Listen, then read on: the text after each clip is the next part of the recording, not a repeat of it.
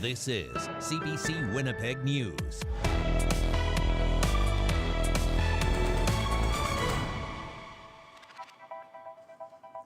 Good evening. Thanks for joining us. We're learning more tonight about the practice of donating plasma across the country. CBC News has uncovered there's been at least 2 other deaths in Canada, including another in Manitoba. It comes after a CBC investigation found Health Canada is reviewing the deaths of 2 people in the province who'd recently been paid for their plasma. As CBC's Gavin Axelrod reports, not everyone agrees banning the practice is the best option moving forward. The Manitoba Health Coalition doesn't want people to get paid for giving plasma anymore. Their call comes after CBC News reported earlier this week that 2 people died after giving plasma at Grifols plasma donation centers in Winnipeg. A 22-year-old international student died in October 2025, and another death happened in January. The deaths are under review by Health Canada. We support the removal of the license of Grifols to operate across the country and are very concerned about what's happening in Manitoba. Jonathan Siwak uses money he earns giving plasma to offset some costs of living. Siwak worries about how a possible ban could affect him. You don't have as many groceries, you don't take your kids out to events and things like that. It's like, yeah, it'd be pretty impactful.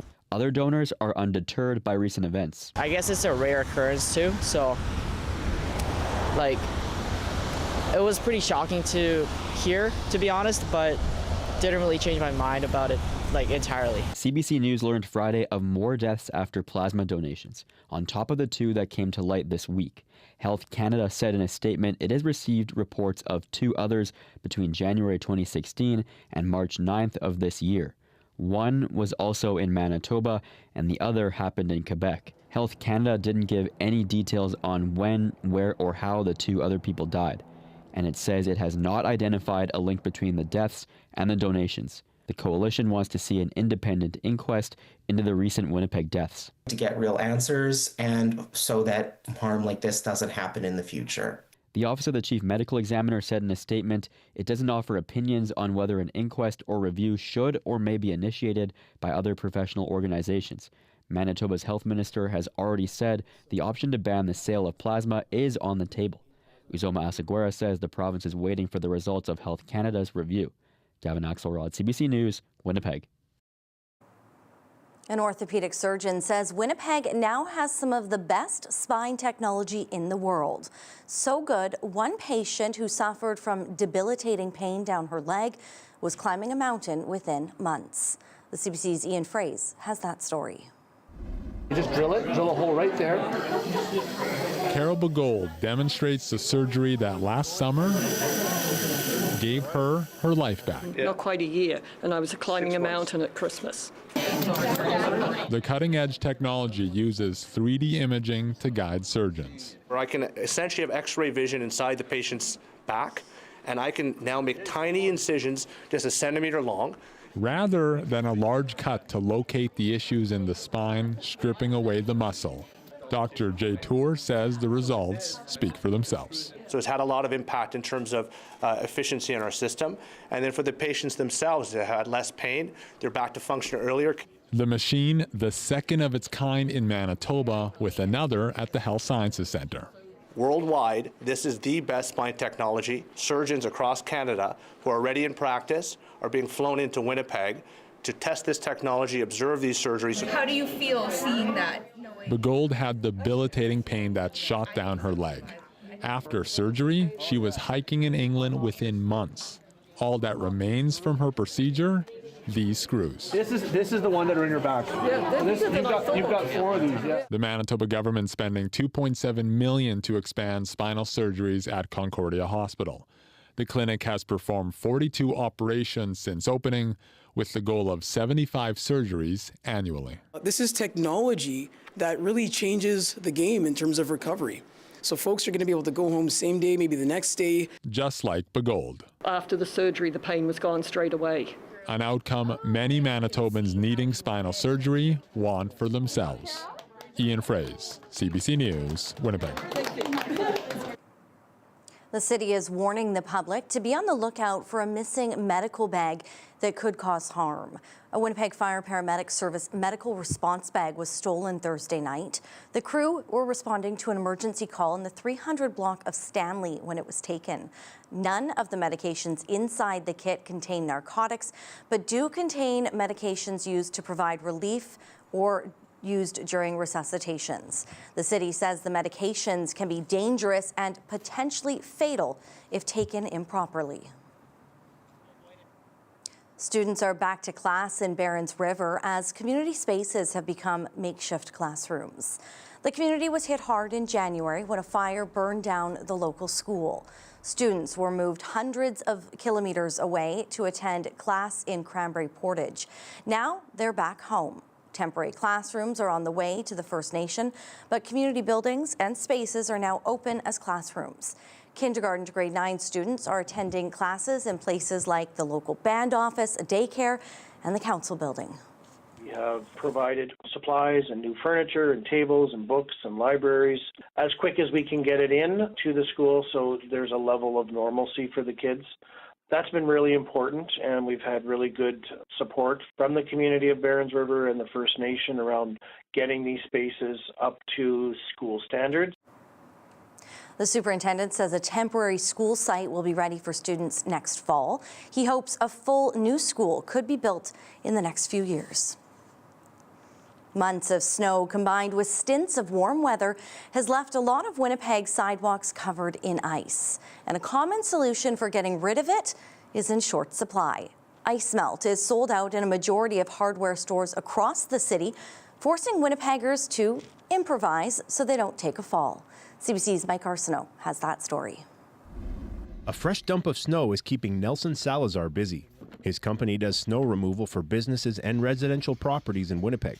He usually buys ice melt to get rid of those slippery spots, but this time he's settling for sand. Just today was sold out when I was checking, so usually it's okay to find.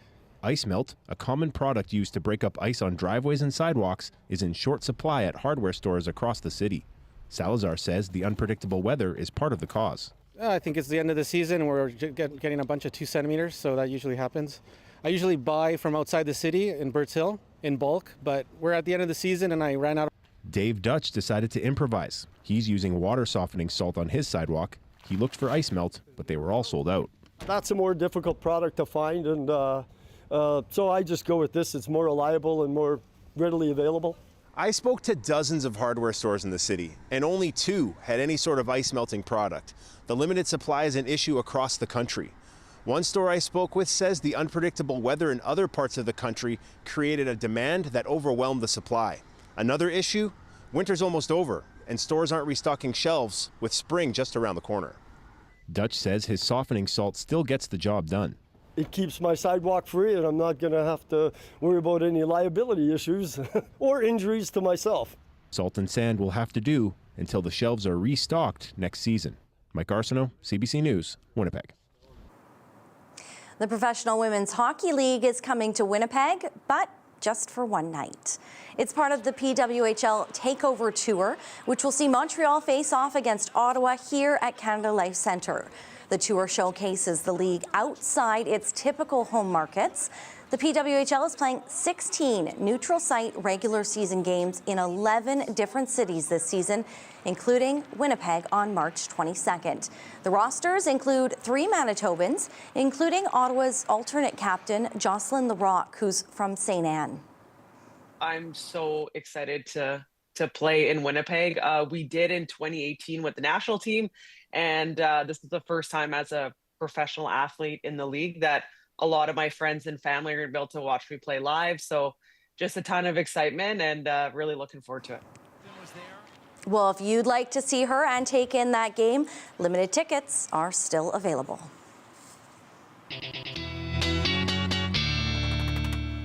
All right, time for a look at our forecast now with Riley Lachuk. It was a cooler day today, but Riley, what's in store this weekend? Well, thanks, Brittany. Yeah, certainly, not as warm as it was across the province yesterday. Some parts of the province pushing the freezing mark even as we got through the afternoon.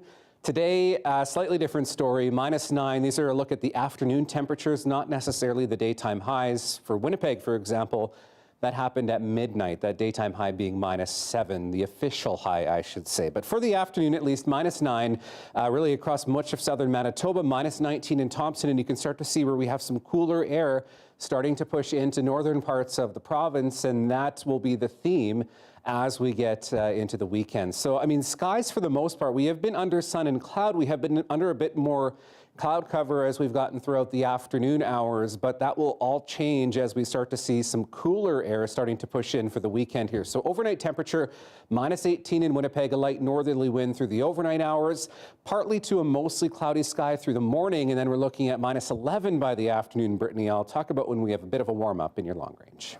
All right. Thanks, Riley. A tire slashing spree hits one Manitoba city. Why police are now asking for the public's help. We'll have more on that next.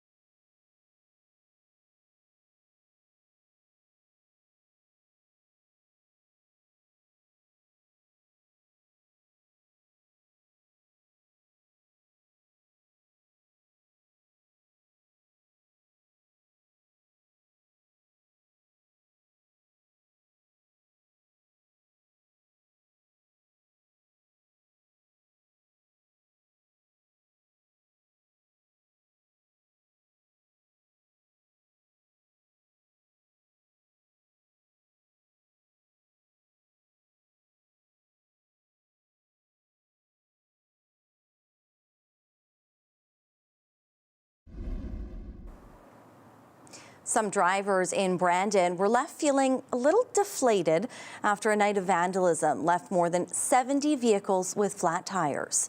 CBC's Chelsea Kemp spoke with people in one of the hardest hit neighborhoods.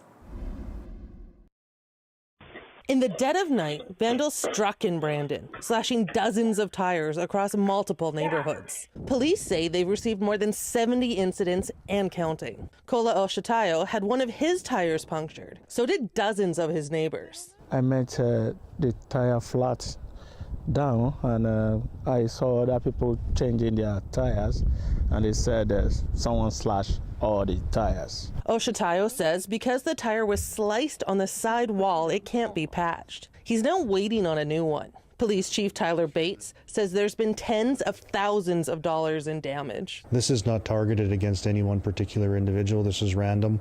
I know it's unsettling, and it certainly causes people angst, but know that you are not alone. Wes Werbicki, his granddaughter, and her fiance all had their tires slashed. He expects MPI to declare the damage vandalism because there are so many victims. Werbicki and other residents are still in disbelief that vandals did so much damage in one night. I just don't see the reason for it.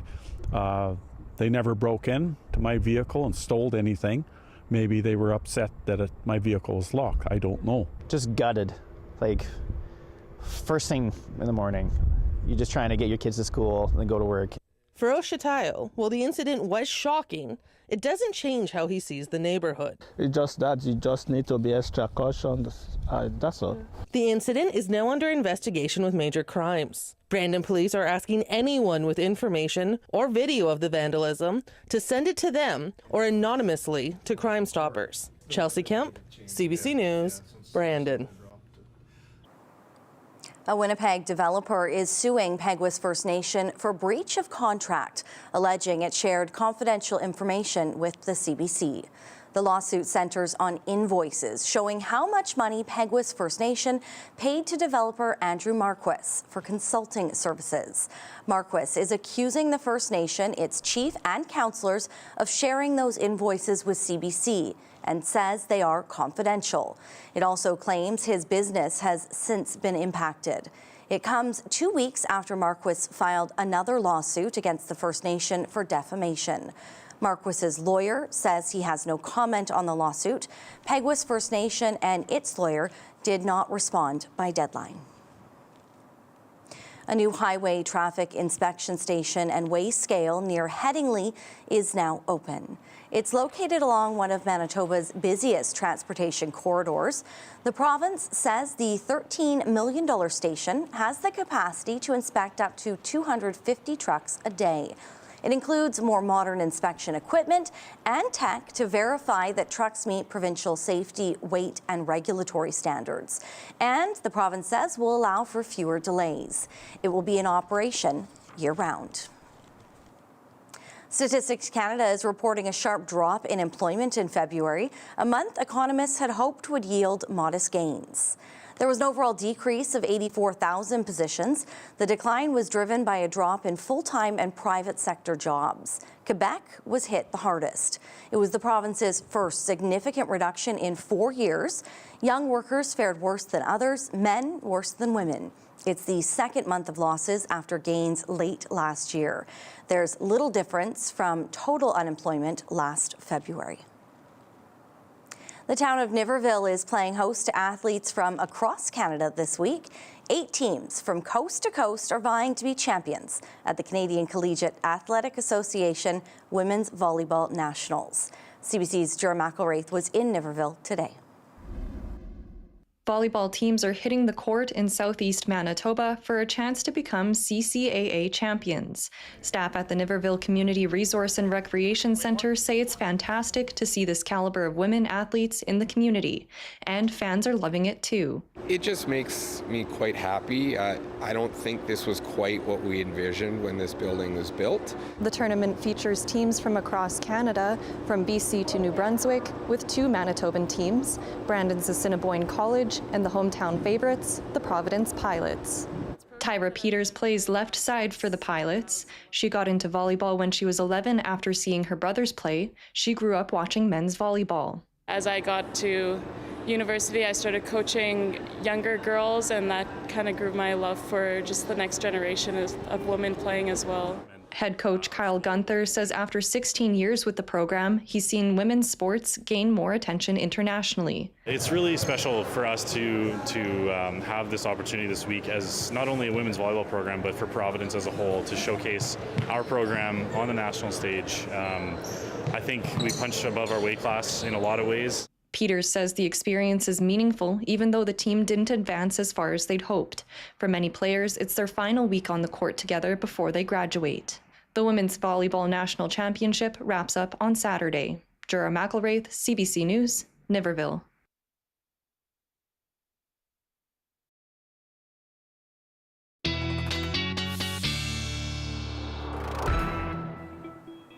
All right, well, Riley is back in now, and I know there are some nicer temperatures on the way, but what do the first few days look like?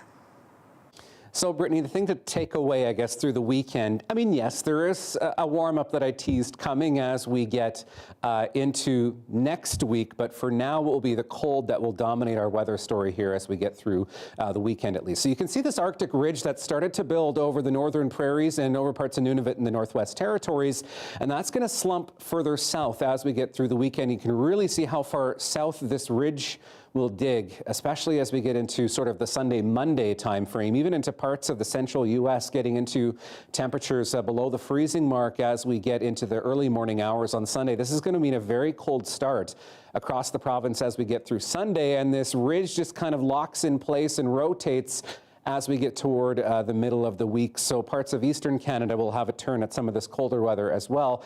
Far below seasonal for this time of the year by the time we get to the middle of the week. Then we have a bit of a ridge starting to build to the west as we get into the Tuesday, Wednesday time frame, and some of this will start to push further to the east as we get toward the end of the week. So by the end of next week, things I think will feel quite a bit more different than the week that we're ending right now. So 7 days from now. I mean, lots can change between now and then, but certainly I'm expecting a bit of a warm-up, something closer to seasonal by the time we get to the middle and certainly toward the end of next week as well. So closer to the surface, high pressure starting to clear things out over northern Saskatchewan, northern Alberta. A bit of leftover cloud cover in the wake of that system that pushed through yesterday. Maybe a few scattered flurries out of some of this as we head into Saturday morning. But as this high pressure starts to push south, it's really going to lock in place, clear us out, and push some much colder air into the province. Now, the trade-off being we're dodging quite the bullet south of the border, a very strong Colorado low working its way into the U.S. Midwest.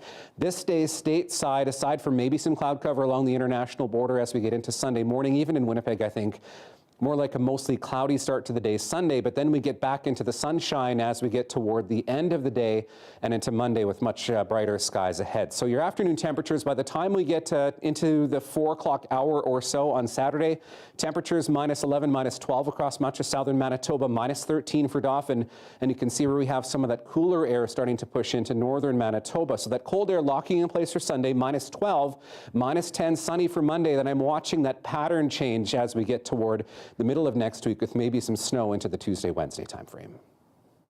The weather update is brought to you by Paul Davis Property Restoration Experts. When things go wrong, we do what's right.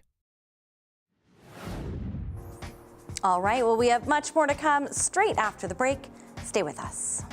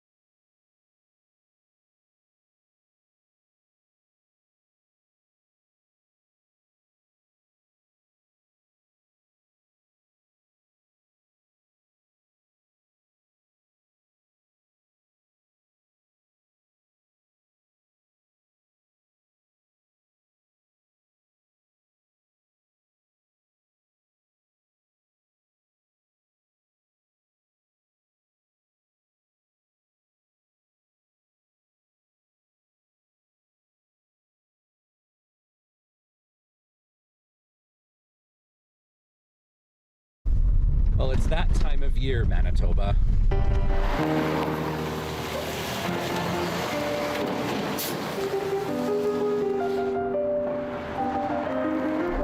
Pothole season.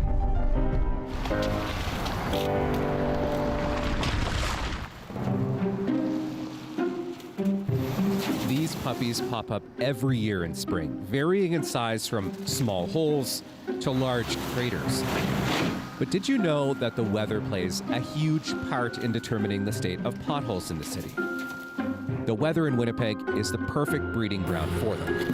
When you combine long winters and wet springs and add in lots of fluctuating temperatures, it's a recipe for potholes. Here's how they form. When the snow melts, that water seeps through the cracks in the road. That water collects and softens the road base. Once that water freezes, it expands and pushes the pavement upwards. The magic ingredient in making a pothole? Traffic. All those wheels add extra stress on the pavement that's already weakened by the cracks and water. Then it becomes drier, that water evaporates, leaving a hole in the pavement. The weight of the passing cars causes the road surface to collapse into the hole. And voila, this is the end result. Potholes can hit your car and wall it hard. So be cautious while you're driving this spring so you don't lose your annual battle or a wheel to potholes this season. Riley Lechuk, CBC News, Winnipeg.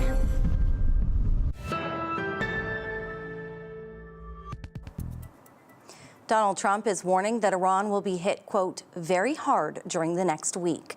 The president's Secretary of War, Pete Hegseth, said Iran's supreme leader is in hiding where he is wounded and likely disfigured.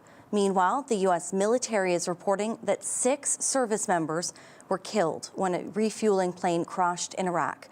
Tony Waterman has the latest from Washington. Secretary Hegseth says the U.S. military is laser focused on hitting Iran's military-industrial complex, its defense manufacturers, to really try and limit Tehran's ability to fight, with the most strikes of this war coming on Friday. He was also very dismissive of the impact the closure of the Strait of Hormuz is having on global shipping, despite energy markets spiking.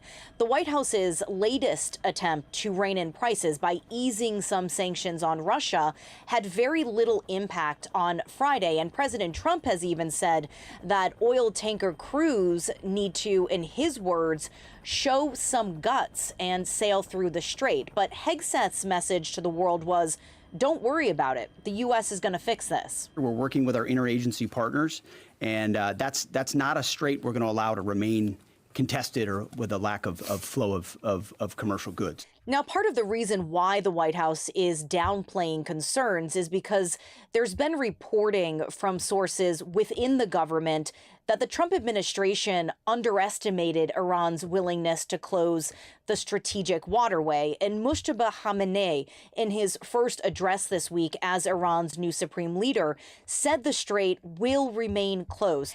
Hegseth also gave some new information on Khamenei, implying that he's been disfigured in the fighting. We know the new so-called not-so-supreme leader is wounded and likely disfigured. He put out a statement yesterday, a weak one, actually. Secretary Hegseth also said the U.S. has now assigned an officer outside of Central Command to investigate the strike on a school that left at least 175 people dead, mostly children. Reports this week had indicated that the U.S. is at fault, although the Pentagon has not confirmed this. The number of U.S. service members killed has also risen. 6 people have now been confirmed to have died when a refueling plane crashed in western Iraq on Thursday. The military says that the crash was not caused by hostile or friendly fire. The total number of U.S. service members killed now at least 13. Tony Waterman for CBC News, Washington. Israeli officials say an Iranian airstrike has injured nearly 60 people in a community near Nazareth. The CBC's Crystal Gabansing reports from the scene. This massive crater is one of the first things you see at this direct Iranian missile strike site in Zaire, which is in northern Israel. This is an area that was hit by a missile. Emergency officials say about 24 people were wounded. One of the individuals with more serious injuries was a woman in her 30s. If you take a look at this scene, it'll give you an indication of just sort of what kind of injuries people were dealing with. Obviously, they were dealing with fire and a lot of shrapnel, glass blowing out, metal. There's debris everywhere. You see a car that has been basically burnt and parts of it crumpled up as if it was a toy. This strike site was also visited earlier by Israel's President Isaac Herzog along with his wife. Officials have been making a point of trying to get out to sites like these in an effort to provide some comfort to the locals and talk about the effort to secure locations, especially here in the north. Every once in a while we actually hear Israeli jets going overhead. This is an area that's affected not only by incoming Iranian missiles, but it is so close to the Lebanese border that there's also threats of incoming rockets from that location as well. 2 weeks into this conflict, we are still seeing strikes on Israel. We are still seeing Israeli strike not only in Iran, but also in Lebanon. And let's focus there for a moment because we saw Israel Defense Forces dropping leaflets telling the Lebanese people to provide them with information, to work with them while they are still doing airstrikes in Lebanon. The intensity, the destruction is ongoing, and these sort of scenes are what community members are paying attention to and wondering how long they'll endure this sort of situation. Crystal Gamansing, CBC News, Zaire, Northern Israel. Israel has issued fresh warnings for Lebanon. It says the country faces further damage to its infrastructure unless it disarms Iran-backed Hezbollah. This comes as Israel continues to target Hezbollah sites and individuals within southern Lebanon. CBC's Susan Ormiston is in Beirut with more.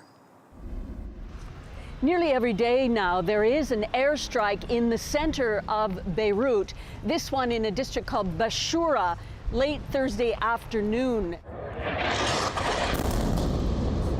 The Israeli army claims that Hezbollah was hiding millions of dollars of cash and gold underneath the building. And it says increasingly Hezbollah is hiding within the civilian population. Overnight, there were also airstrikes in the southern suburbs of Beirut, also down south and in the Bekaa Valley, as there has been all week. This comes as the Norwegian Refugee Council warns Lebanon is at a breaking point with a stream of people trying to leave the south coming into Beirut. The government is under increasing pressure to do something about the over 800,000 displaced people that are, many of whom are coming into Beirut. There is widespread concern here that this war is getting uglier by the day. Susan Ormiston, CBC News, Beirut. Mark Carney is now on an overseas trip aimed at bolstering Arctic security and strengthening economic ties with Nordic partners. He stopped in Norway for military exercises that Canadian and other NATO countries' troops are staging. The shadow hanging over those exercises? Russia. The CBC's Catherine Tunney reports. Nestled between snow-capped mountains, this is where NATO comes to train. Thousands of troops have gathered here in northern Norway and in Finland for Operation Cold Response, including Canadians. It's not the type of adversary that we've been facing over the last 10 or 20 years, not the same adversary as we faced in Afghanistan. So again, it's going back to basics. Norwegian officials briefing reporters say the overall exercise covers everything from space to submarines. Today, skis. Prime Minister Mark Carney made the trip north to the Arctic Circle to convince his allies Canada is committed to defending the North from Russian aggression. We will do that by very large investments, some of which we announced yesterday, and we will do that in partnership with our closest allies. That makes us stronger, as does taking more of the responsibility ourselves. The exercise takes place against a backdrop of heightened international tensions, including the ongoing war in the Middle East. Do the German Chancellor and the Canadian Prime Minister still believe that the US can be trusted when it comes to security in the north? Yes. Yes. The Norwegian PM stressed that despite war elsewhere, pressure must remain on Russia here in the north and elsewhere. This is about protecting Norway, but by protecting Norway, keeping low tensions, avoiding conflict here, it is net positive for the security of the United States. We believe that is self-interest. So yes. The NATO exercise here is meant to test Norway's military readiness in case of a potential crisis. Officials in Carney's office say observing the war game will help inform Canada's Arctic strategy. Catherine Tunney, CBC News, Bardufoss, Norway. In the U.S., the Department of Homeland Security has confirmed the identity of an armed man who rammed his vehicle into a Detroit area synagogue yesterday. They say he was a 41-year-old immigrant from Lebanon who lost several family members in an Israeli airstrike in his homeland last week. He was killed after his car erupted in flames and security guards opened fire. The FBI has called the attack yesterday a targeted act of violence against the Jewish community. Well, Michigan's governor on Friday labeled it as a heartbreaking act of hate. Selling plasma for profit, the practice that is now coming under fire after 2 deaths. More on that straight ahead.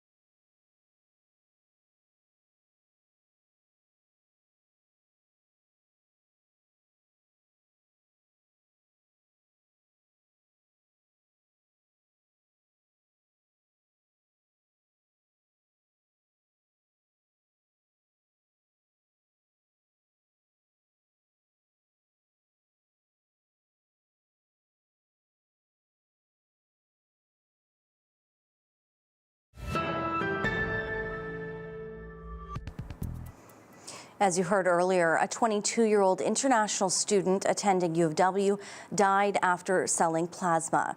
Her death and another one in Winnipeg are being reviewed by Health Canada. So far, there's been no link found between the plasma collections and the two deaths, but it is raising concerns among some groups who say there needs to be more oversight. Kate Kaler is the Executive Director of Social Planning Council of Winnipeg and spoke earlier to Corey Funk. As a young person who came to Canada to work hard and get a better life, and I couldn't agree more with the head of the association. We charge international students at University of Winnipeg, I think it's 3 times the usual tuition rate. So they have families back home who have struggled in order to get them as far as they possibly can, and they get here, and we know that there are students who are actually unsheltered, who are using school facilities to shower and things like that. So on top of that, you give them an opportunity to make some money, and they're going to take it and do the best that they can with it. So how often do you actually hear about people in the community giving plasma for money? This is, honestly, I was aware of it, but not, we won't work directly with people at the Social Planning Council. We are we do advocacy and policy work and things like that. So I don't have those direct stories. I was aware that it was happening. I did take a look at the website of the business and was quite concerned about the idea that, that there's a real push to give as often as you possibly can in order to, to incentivize that. That's concerning. But we do know that there are people who just simply don't have enough. Here in Manitoba, just our EIA rates are less than 50% of the poverty rate. So we've created these conditions where people have to sell parts of their body. But it's not a simple thing. Most people, I think their knee-jerk reaction is, oh my God, no, we should ban that. It should not be allowed. But that takes away somebody's autonomy. And then we have to look at what the alternatives are then. If we say, no, you can't do this, then are we going to give them that money? Are we going to support them properly? Mm-hmm. So the problem to you is that it's not that people are donating plasma or not are giving plasma for money in general. It's that they feel like they're in a position where they have to give plasma instead of, saying, hey, I just want a couple extra bucks. Let's go give some plasma. There might be people out there who do that, but I would think that, that wouldn't be the first way to earn money. I think there are just too many people who are forced into it. If they wanted to give plasma, they could do it voluntarily. Unfortunately, they're in a position where they need to do anything they possibly can. In my mind, I immediately went to sex work. Most people feel that people should not pay or be paid to have sex. But then what are the alternatives? What else are we giving those individuals? What other opportunities are we affording them so that they don't actually have to sell their bodies or, in this case, parts of their bodies? So you think that banning these types of clinics actually isn't a good approach? No, I wouldn't say that, because the issue would be is that, again, there would be a gap created that we wouldn't be able to fill. As we know, the Canada Blood Service is saying they don't have enough plasma. We have to do it. I go to my concerns again about privatization of any sort of healthcare service, but also the idea that we don't have enough. So how come we can't just get Canada Blood Services in order to be able to compensate people? Something like that, because we've created a space for a middle person, a middle company. And again, as the review is not finished, as you've said, but during a review, we should be asking questions and making sure what we're doing is actually the best option. So what would you like to see? Obviously, we've kind of touched on it a little bit, so that international students in particular don't feel like they have to go give blood for money or give plasma for money.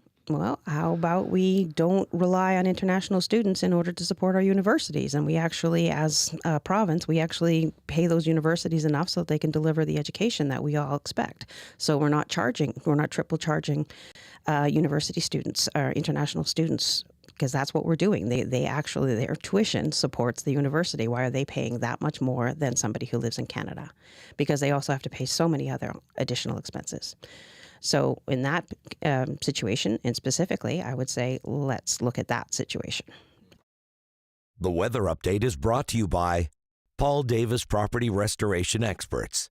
When things go wrong, we do what's right.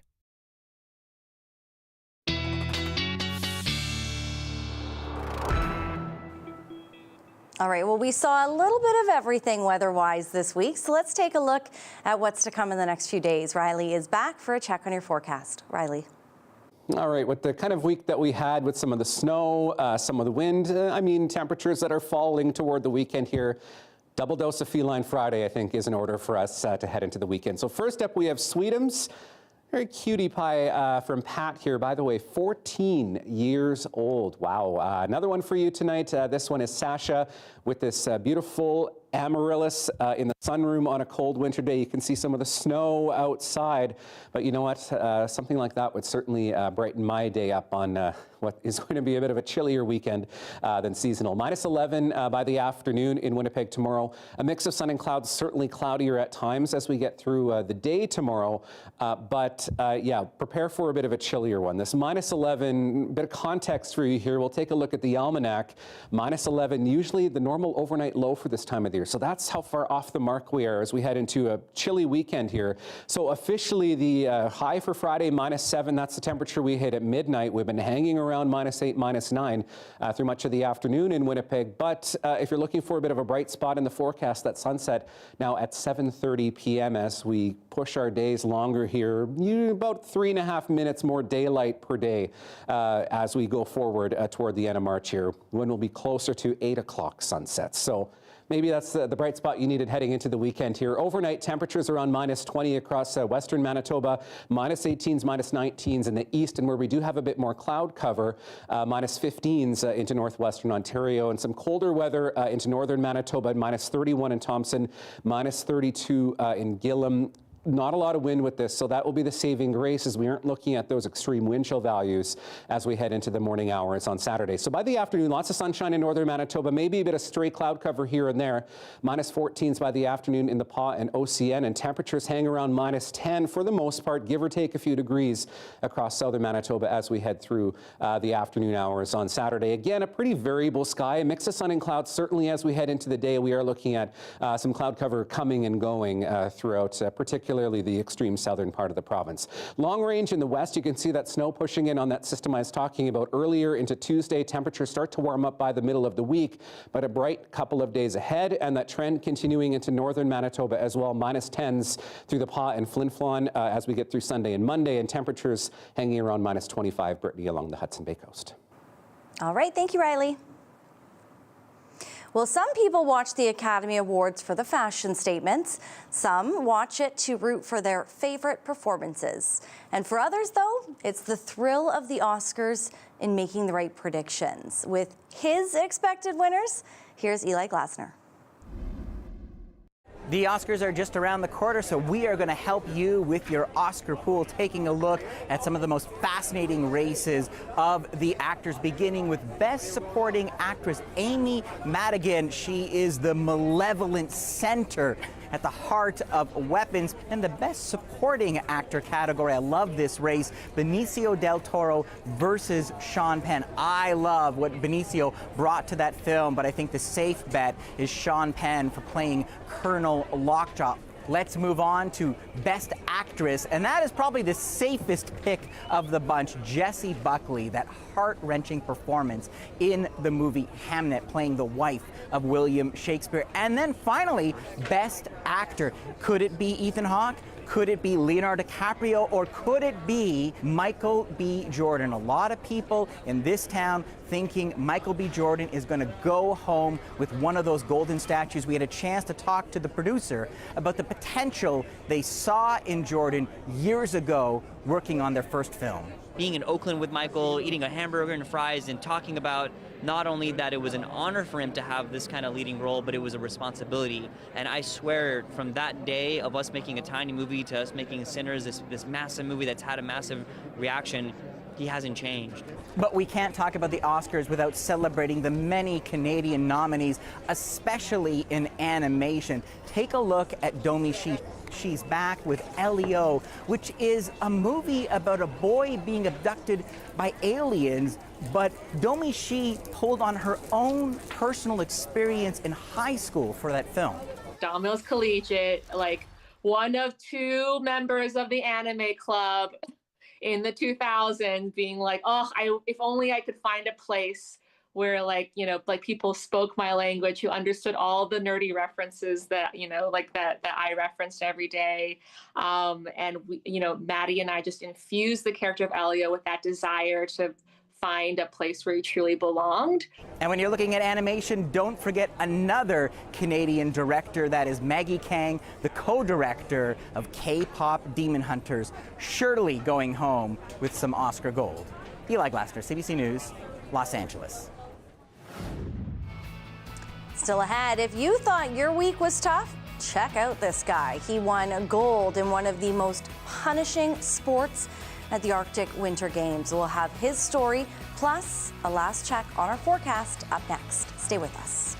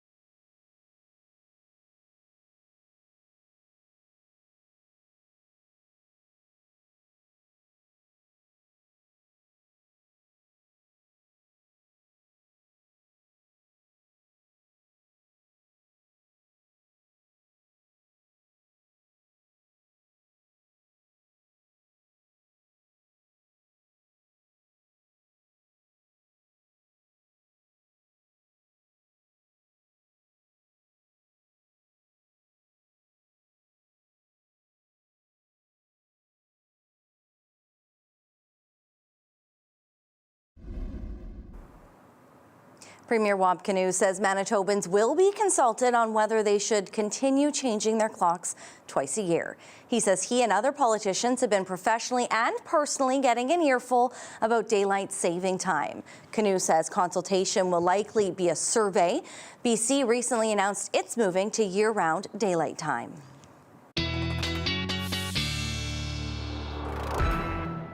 All right, here's a look at your 7-day forecast now. And we are, as I mentioned earlier, I sound like a broken record. Chilly weekend ahead. Our normal daytime high for this time of the year, -1. In fact, our normal overnight low, -11 for this time of the year. We aren't even going to get to that for a high on Sunday in Winnipeg. You know what? Bright sunshine. We are looking at a sunnier back half of the weekend into next week, -10 into Monday. Then I'm watching the system. There's still a bit of uncertainty, but it looks like it will impact the province later Tuesday into Wednesday with some snow. But then we get into new air mass in behind this, so up to the freezing mark by Wednesday with some clearing skies through the day, and then all the way up to +2 by Friday. But skies remain generally unsettled as we head into next week. All right, thanks, Riley. Well, the Arctic Winter Games are underway in Whitehorse. They're competing in traditional Arctic sports and games, including knuckle hop, a physically grueling sport. And a Canadian from the Northwest Territories has won gold while also setting a new world record. His performance is your Daily Lift.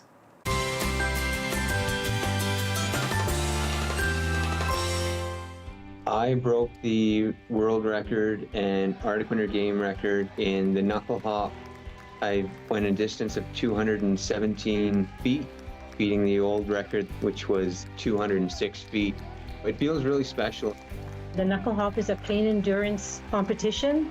A long time ago, it was a strategy used to sneak up onto seals. It's beauty and grace along with strength and technique. Coming around that corner at 170 feet, I was getting very, very tired. The cheering of the crowd and some of my competitors, that carried me quite a few extra feet. Once I knew that I had passed that world record, I got to celebrate. I held back some tears. It was just a really special moment for our whole team.